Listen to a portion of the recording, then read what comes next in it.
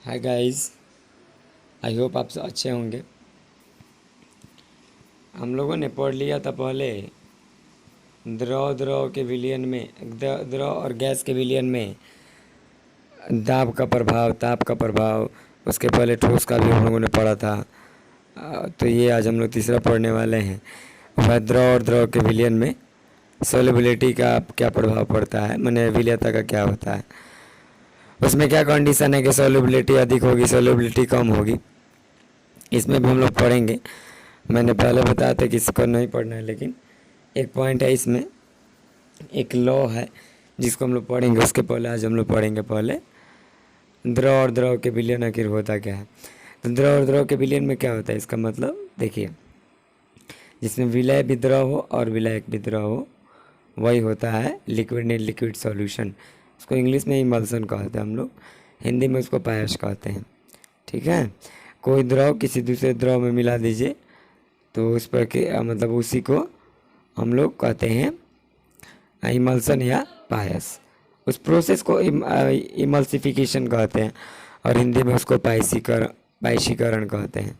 यानी किसी द्रव को किसी दूसरे द्रव में मिला दीजिए। एग्जाम्पल, पानी में दूध मिला दीजिए, पानी में जूस मिला दीजिए, या पानी को किसी दूसरे द्रव में मिला दीजिए। तो ये हुआ आपका द्रव और द्रव विलयन का एग्जाम्पल।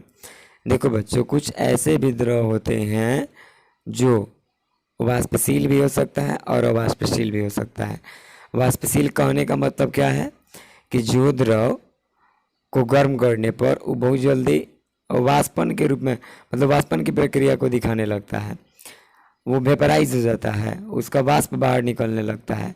मीन्स वो एक फिक्स टेम्परेचर पर जाकर गैसीय स्टेट में कन्वर्ट हो जाता है।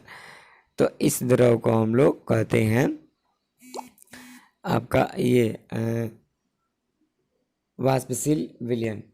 ठीक है, अब एग्जांपल ले लीजिए, जैसे कि आपके पास परफ्यूम हो गया, वो बोतल में होता तो लिक्विड स्टेट में, जैसे बाहर निकलता है बस क्या हो जाता है, वो गैसीय स्टेट में हो जाता है, तो वाष्पशील हो गया। आप स्पिरिट यूज करते हो, पेट्रोल देखते हो, उसको खोल के छोड़ने पर वो धीरे धीरे बहुत जल्दी ही वेपराइज हो जाता है, तो ये वाष्पशील होता है। बहुत जल्दी वाष्प निकल जाता है इससे, बहुत ही नॉर्मल कम टेम्परेचर पे। पानी भी एक वाष्पशील द्रव है, लेकिन उसको 100 डिग्री सेल्सियस, मतलब उसको आपको बॉयल करना पड़ेगा, यानी उसको हीट करना पड़ेगा तभी निकलेगा, और नहीं तो उसको धूप में भी रखने पर धीरे धीरे गायब हो जाता है, सूख जाता है, मतलब वेपर के फॉर्म में कन्वर्ट होकर वो गायब हो गया। तो इसको वाष्पशील द्रव के उदाहरण है। और अवाष्पशील द्रव ऐसे होते हैं जो जिसको बहुत ज़्यादा गर्म किया जाता है तब वो वाष्प के रूप में कन्वर्ट होते हैं, या नहीं भी हो सकते हैं। हम लोग इसी के रिलेशन में आज पढ़ने वाले हैं। तो इसके पहले, जानने के पहले हम लोग को प्रेशर जानना पड़ेगा। क्या है प्रेशर? दाब क्या है? तो डेफिनीशन कहता है कि प्रति एकांक क्षेत्रफल पर लगने वाला बल ही दाब कहलाता है। मतलब आप सपोज करो कि आपके पास एक बहुत बड़ा सरफेस है, एरिया है, और आप एक जगह उस पर मतलब गुस्सा मारो। हाँ, बस गुस्सा मारो। जब मारे तो वो गुस्सा का इफेक्ट जिस एरिया में ज़्यादा पड़ा, एक निश्चित एरिया में ज़्यादा पड़ा होगा, उस जिस एरिया में उसको ज़्यादा अनुभव किया गया होगा उस सरफेस पे, वही दाब है। ठीक है, मतलब बल का ही रूप है, लेकिन ये छोटा रूप है बल का। अब इसी तरह होता है वाष्प दाब। तो वाष्प दाब क्या होता है बच्चों? तो मान लीजिए कि आप कोई द्रव है उसको गर्म कर रहे हो, आप लोग इसको नोट कर लीजिएगा। ठीक है, कोई द्रव है, आप उसको गर्म कर रहे हो, और गर्म करते समय वह जैसे ही वाष्प के रूप में परिवर्तित हुआ, और उसी वाष्प द्वारा वायुमंडलीय दाब के विपरीत दाब जो लगाया जाता है वह उसका वाष्प दाब कहलाता है, यानी वेपर प्रेशर कहलाता है। फिर से समझिए और डिफिनेशन लिखिएगा इसको लो आप लोग खुद से। किसी द्रव का वाष्प जैसे ही वायुमंडल में प्रवेश करता है, और प्रवेश करने के बाद वो वायुमंडलीय प्रेशर के अगेंस्ट एक प्रेशर लगाता है, वही उसका वाष्प दाब वेपर प्रेशर कहलाता है। डिफिनेशन बोल दे रहा हूँ, किसी द्रव को गर्म करने पर उसका वाष्प जितने दाब वायुमंडलीय दाब के विपरीत आरोपित करता है, वही इस द्रव का वाष्प दाब कहलाता है। ठीक है, ये वाष्प दाब हो गया। और हम लोगों को एक और पॉइंट समझ लेना है, मेल्टिंग और बॉइलिंग पॉइंट।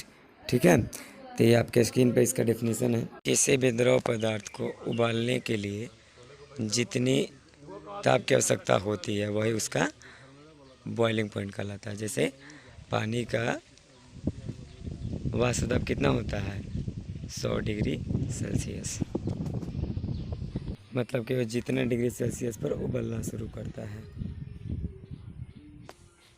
दूसरा होता है मेल्टिंग पॉइंट। मेल्टिंग पॉइंट मतलब द्रवणांक, या आप हाँ द्रवणांक या गलनांक कह सकते हो।